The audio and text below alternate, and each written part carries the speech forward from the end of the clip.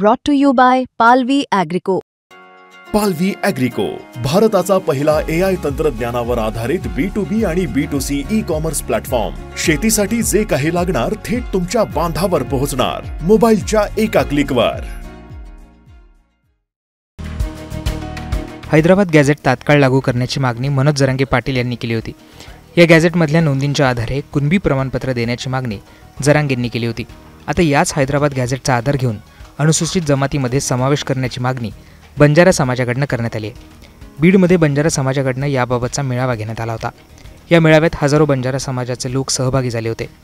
या मेळाव्यात मोर्चाची देखील घोषणा करण्यात आली आहे. लवकरच बीड जिल्हाधिकारी कार्यालयावर बंजारा समाजाकडनं मोर्चा देखील काढण्यात येणार आहे. सध्या बंजारा समाजाचा समावेश VJNTमध्ये आहे. हैदराबाद गॅझेटमध्ये बंजारा समाजाचा आदिवासी असल्याचा उल्लेख आहे. त्यामुळे बंजारा समाजाला आता आदिवासी प्रवर्गातनं आरक्षण देण्याची मागणी सुरू झाली आहे. हैदराबाद गॅझेटच्या आधारे मराठा समाजाला कुणबी प्रमाणपत्र मिळत असेल तर बंजारा समाजावर अन्याय का, असा सवाल आता विचारला जातोय. तेलंगणामध्ये बंजारा समाज ST म्हणजेच अनुसूचित जमातीमध्ये आहे. त्याप्रमाणे महाराष्ट्रात देखील त्याची अंमलबजावणी करावी अशी मागणी आता केली जाते. महाराष्ट्रातील बंजारा समाजाला मुळातच आंध्र आणि तेलंगणाच्या धर्तीवर STचं आरक्षण मिळालं पाहिजे ही आमची मागणी आहे. त्याचं कारण एवढंच आहे की हैदराबादच्या गॅझेटियर मध्ये मूळ आमचा बंजारा समाज त्या ठिकाणी स्वातंत्र्याच्या पूर्वीपासून आहे.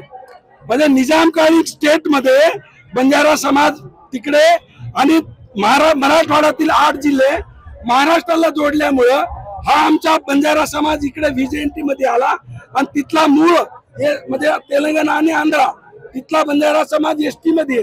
तर आमची अशी जोरदार मागणी आहे की हैदराबाद गॅझेटियरचा वापर करून त्या धर्तीवर महाराष्ट्रातील बंजारा समाजाला STचं आरक्षण सुरू करावं, त्याची अंमलबजावणी करावी. मागणी करत नाही आम्ही, त्या ST आरक्षणाची अंमलबजावणी करावी ही मागणी आम्ही केंद्र सरकार आणि राज्य सरकारकडे करीत आहोत.